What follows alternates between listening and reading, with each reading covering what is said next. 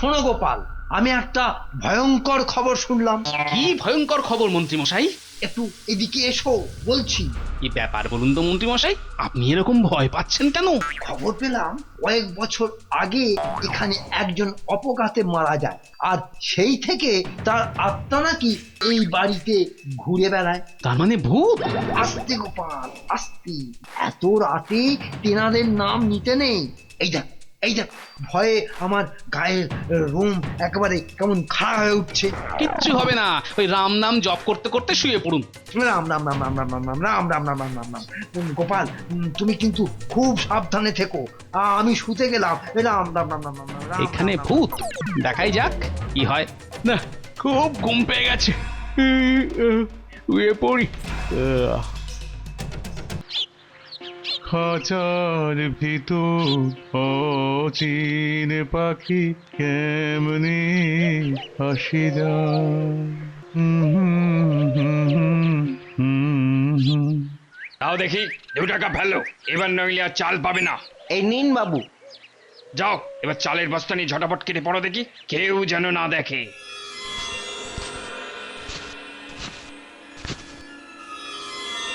এর মধ্যেই 30 টাকা হয়ে গেছে। বাহ, এই রকম 2 নম্বরই চাল বিক্রি করলেই আমি তো একদিন বড়লোক হয়ে যাব। হ্যাঁ, এ কি, জমিদারের গোলা থেকে এইভাবে এখানে চাল বিক্রি হচ্ছে? এই তাড়াতাড়ি করো, জমির কাগজটা দাও আর টাকাটা নিয়ে যাও। হুজুর, 1 বিঘা জমির দাম মাত্র 2 টাকা। এই শোনো, না খেতে পেয়ে তো মরছিলে, যা পেয়েছো তাই নিয়ে তাড়াতাড়ি ভাগো তো। এই দেখি দেখি, পরের জন এসো। ব্যাস, আজকে এই অবধি, বাকি আবার কালকে হবে। মহাশয়, আমি শুনলাম আপনি ওই লোকগুলোকে বিঘা প্রতি মাত্র 2 টাকা দিচ্ছেন। সে তো খুব কম টাকা, আপনি তো ওদের ঠকাচ্ছেন। মেলা ফ্যাচ ফ্যাচ করো না তো, এরা তো মাসে 20 পয়সাও রোজগার করতে পারে না। 2 টাকা দিচ্ছি তাই এদের বাপের ভাগ্যি খেয়ে পড়ে বাঁচতে পারছে এই আমার জন্যেই। এই সরো সরো সরো, আমার অনেক কাজ পড়ে আছে। এ তো দিন দুপুরে রাহাজানি।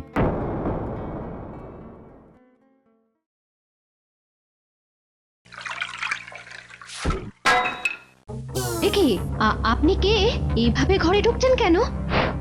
তুমি চুপ করো তো, সকাল সকাল মেজাজটাই একেবারে খিঁচড়ে গেল। একি তুমি তুমি এরকম সেজে কোথায় গেছিলে? হ্যাঁ, কোথায় আবার, ছদ্মবেশে দেখতে বেরিয়েছিলাম আমার জমিদারি কেমন চলছে। তা কি দেখলে? দেখলুম চারদিকে দুর্নীতি আর রাহাজানি, সবাই সুযোগ বুঝে জোচ্চুরি করছে। উমা, সে কি? না গিন্নি, এভাবে আর চলতে দেওয়া যায় না। এক্ষুনি আমার একজন সৎ বিচক্ষণ অর্থমন্ত্রী দরকার, যে এখানকার সমস্ত দুর্নীতিকে সরিয়ে ন্যায়ের শাসন নিয়ে আসবে। নইলে আমার জমিদারি যে লাটে উঠবে দেখছি। ঠিক বলেছো। কিন্তু অর্থমন্ত্রীর জন্য বিজ্ঞাপন দিলে তো হাজারো লোক এসে জুটবে, তার মধ্যে থেকে একদম ঠিক লোকটাকে বেছে নেওয়াটাই হলো আসল সমস্যা। সেই সমস্যার সমাধান তো আছে নাকি? আগে এমন একজনকে নিয়ে এসো যে অনায়াসে সঠিক লোককে বেছে নিতে পারবে। সেটাই করতে হবে, কিন্তু যাকেই আনি আগে তাকে দিয়ে একজন মোসাহেব বাঁচিয়ে দেখে নেব যে সে লোকের বুদ্ধির দৌড় কতখানি। মোসাহেব কেন? কেননা মোসাহেবের কোনো দাম কোনো জমিদারের কাছেই থাকে না, তাই এটা দিয়েই বুঝে নেওয়াটা নিরাপদ। ঠিক বলেছো। এখন সমস্যা হলো তেমন লোক আমি পাই কোত্থেকে। আমি বলি কি, তুমি বরং মহারাজ কৃষ্ণচন্দ্রের কাছে যাও, উনি তোমায় সাহায্য করতে পারেন।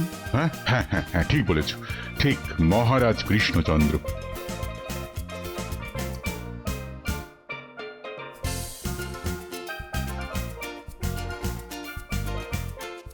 প্রণাম মহারাজ।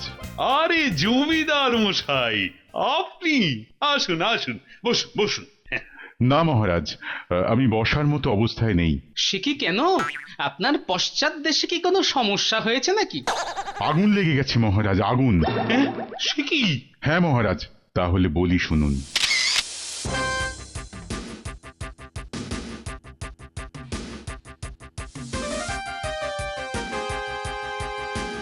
বুঝেছি। হ্যাঁ মহারাজ, আপনিই পারেন, আপনিই পারেন। আপনি একজন বিচক্ষণ লোকের সন্ধান আমায় দিন, যেই উপযুক্ত মোসাহেব আর অর্থমন্ত্রী নির্বাচন করে আমার জমিদারিকে দুর্নীতি থেকে মুক্ত করবে। আমি তাকে অনেক পুরস্কার দেব মহারাজ। পুরস্কার? এখানে সেরকম একজনই আছে জমিদার মশাই, যে আপনার সমস্যার সমাধান খুব খুব সহজেই করে দিতে পারবে। বুঝেছি, মহারাজ আমার কথাই বলছেন। তাই?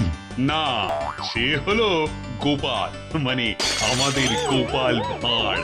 ও আচ্ছা, খুব ভালো। তাহলে তাহলে কালকেই তুমি আমার বাড়ি চলে এসো গোপাল। ঠিক আছে জমিদার মশাই। তবে মন্ত্রী ও সহকারী হিসেবে সঙ্গে যাবে। খুব ভালো মহারাজ। তাহলে আমি এখন আসি মহারাজ।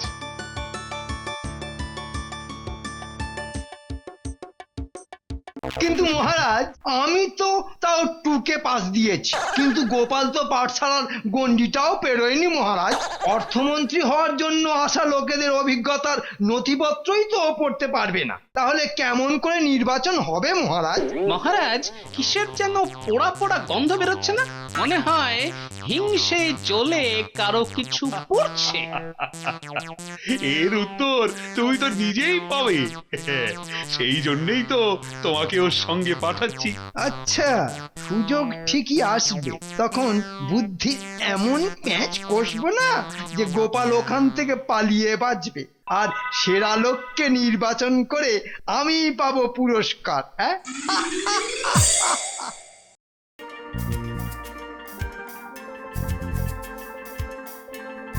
প্রথমে আমরা মোসাহেব নির্বাচন করব। হ্যাঁ, আমরা ওদের এক একজনকে 3টে করে প্রশ্ন করব। যার উত্তর সেরা হবে সেই হবে সঠিক লোক। তাহলে আমি প্রথম প্রশ্নটা করব জমিদার মশাই। বেশ তো করবেন। আর আমি করব শেষ প্রশ্নটা। কথায় বলে সব ভালো যার শেষ ভালো। আসুন আসুন আসুন, ওইখানে বসুন। তাহলে মন্ত্রী, প্রশ্ন করো। হ্যাঁ হ্যাঁ, আচ্ছা, আপনি নিজেকে এই মোসাহেবের কাজের জন্য সেরা ভাবছেন কেন? কারণ এর আগে অনেক জায়গায় মোসাহেবের কাজ করেছি, তা প্রায় 80 জায়গায় তো বটেই। সেই জন্য এ কাজ আমি সহজেই করতে পারবো। আচ্ছা আচ্ছা, বেশ বেশ। আপনি কখন ঘুম থেকে ওঠেন? খুব ভোরে উঠি, তারপর তেল মেখে চান করে মুড়ি আর ছোলা খেয়ে ব্যায়াম সেরে।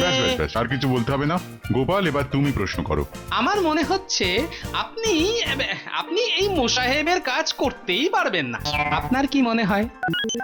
আলবাত পারবো, অনায়াসে পারবোই পারবো। বেশ বেশ বেশ, আপনি এখন যেতে পারেন। জমিদার মশাই, এই লোককেই রেখে দিন, এই একদম উপযুক্ত লোক, 80 জায়গায় কাজও করেছে। তোমার কি মনে হয় গোপাল? 80 জায়গায় কাজ করেছে মানে কোনো জায়গাতেই ওর কাজ টেকেনি জমিদার মশাই। তাছাড়া আমার প্রশ্নের উত্তরও ঠিক দেয়নি, একে দিয়ে তাই মোসাহেবের কাজ হবে না। ঠিক বলেছো গোপাল। এবার পরের জনকে দেখা যাক তাহলে।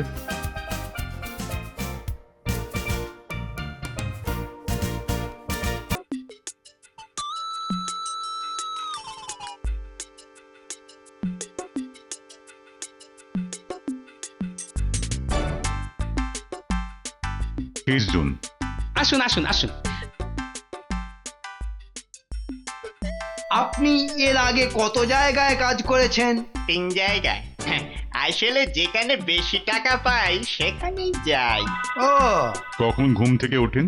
আপনি যখন উঠবেন তার 10 মিনিট আগে উঠেই আমি তৈরি হয়ে নেব। বেশ। আমার কিন্তু মনে হয় আপনি এই মোসাহেবের কাজ করতেই পারবেন না।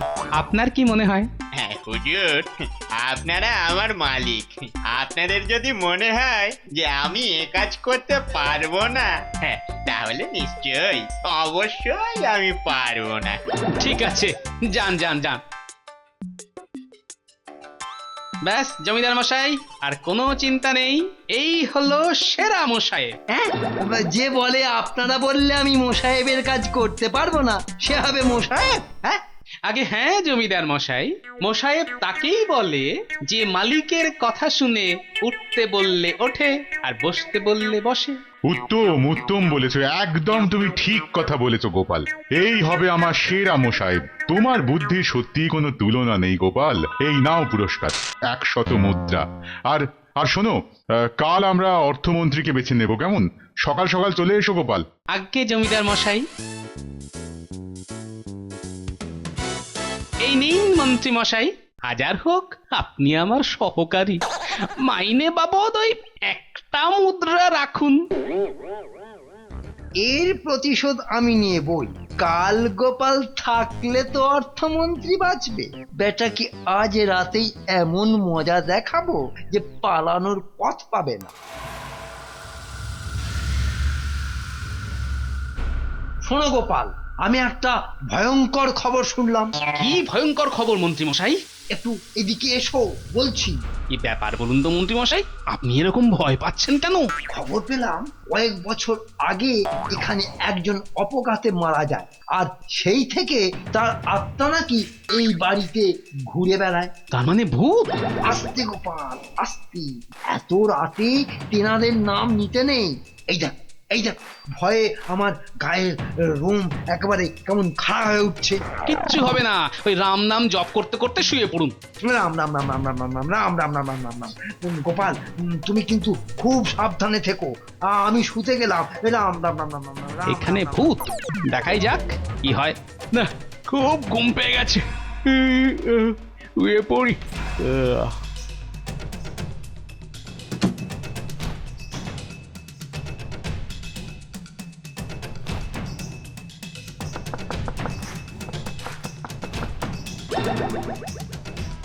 ওকে, এত রাতে আবার কে করা নাড়ে? না, গিয়ে দেখতে হচ্ছে।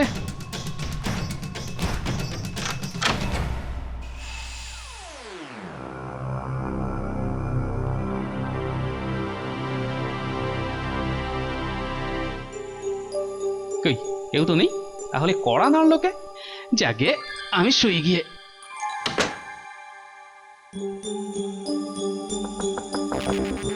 ওকে, আবার কড়া নাড়ে, যাই তো গিয়ে দেখি। কই, কেউ তো নেই, তাহলে কি সত্যি ভূত?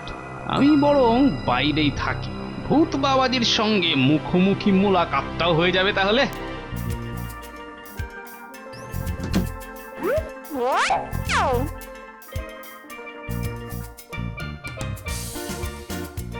কই, ভূত বাবাজি তো আসছে না। ওই তো ওই তো ভূত বাবাজি আসছে। কি, এ তো মন্ত্রী। এইবারে বুঝেছি এ কোন ভূতের কাজ। দাঁড়াও মন্ত্রী মশাই, তোমাকে এবার সত্যিকারের ভূত আমি দেখাবো।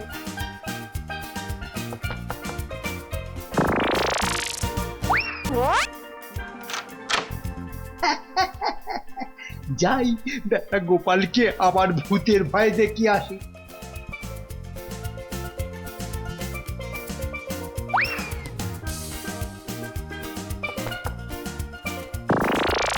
বেটা খুব ভয় পেয়েছি। এতক্ষণে গোপাল বোধহয় ভয়ের চোটে অজ্ঞান হয়ে গেছে। কালকে বেটা নির্ঘাত পালাবে। যাই, এবার শুয়ে পড়ি।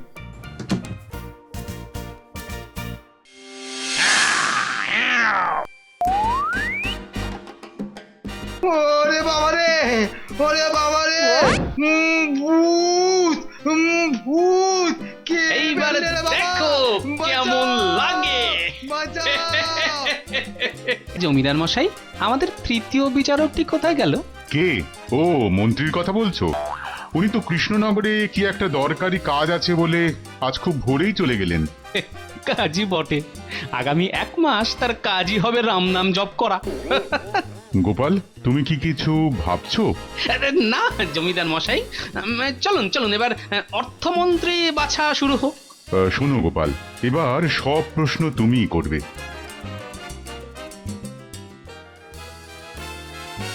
এই নিন আমার কাগজপত্র। দিন দেখি। মহাশয়, আপনি তো আমার কাগজটা উল্টো করে ধরেছেন মহাশয়। এই রে, কোনটা সোজা আর কোনটা উল্টো সেটাই তো আমি জানি না। আসলে দেখছিলাম আপনার চোখ কান কতটা খোলা, বুঝলেন? ও সত্যি, গোপালের কি বুদ্ধি! আপনাকে এবার আমি দুটো প্রশ্ন করব। করুন।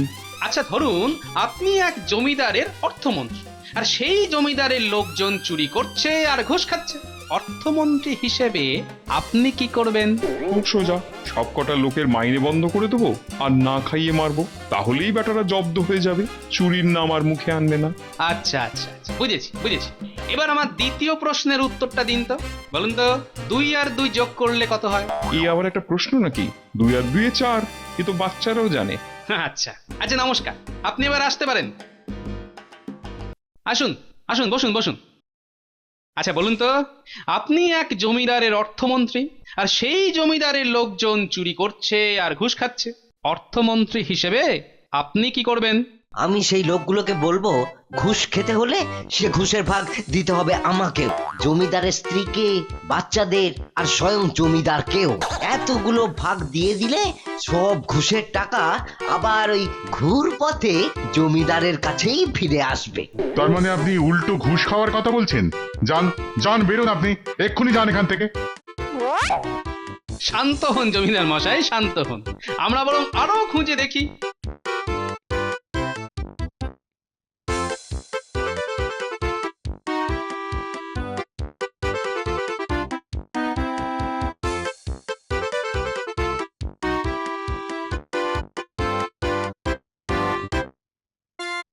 গোপাল, এবার তো আমার মাথার সব চুলগুলো ছিঁড়ে ফেলতে ইচ্ছে করছে। বালাই সার, আপনার মাথার অমন সুন্দর চুলগুলো খামোখা ছিঁড়তে যাবেন কেন জমিদার মশাই? ওরে বাবা, এত লোক দেখলাম, কাউকেই তো খুঁজে পেলাম না এখনো। হতাশ হবেন না, হতাশ হবেন না। আচ্ছা, আরো একজন বাকি আছে, তাহলে আপনাকে প্রশ্ন করি। নিশ্চয়ই।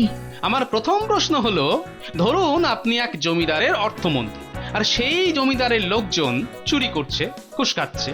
তা অর্থমন্ত্রী হিসেবে আপনি কি করবেন? দুর্নীতি আর চুরির কারণ হলো দারিদ্র। কথায় বলে, অভাবে স্বভাব নষ্ট। আমি অর্থমন্ত্রী হলে সব্বার মাইনে বাড়িয়ে দেব, কিন্তু আইন কঠিন করব, তাতে তাদের অভাব দূর হবে, তারাও ভালো মানুষ হয়ে যাবে।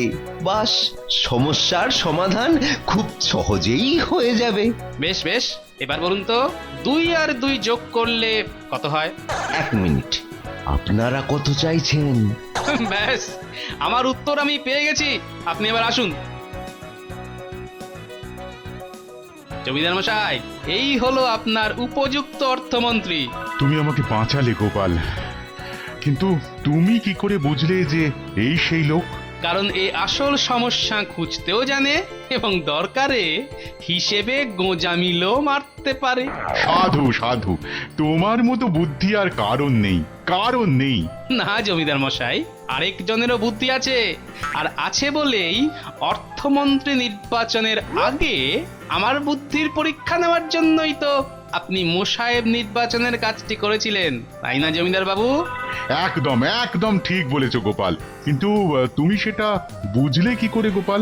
খুবই সহজ জমিদার মশাই, চুরি আর দুর্নীতি আটকাতে মোসাহেবের তো কোনো প্রয়োজনই হয় না জমিদার মশাই। সত্যি সত্যি তুমি রত্ন, কৃষ্ণনগর ধন্য তোমাকে পেয়ে। এই নাও আরো 200 মুদ্রা, এটা তোমার পুরস্কার গোপাল। ধন্যবাদ জমিদার মশাই।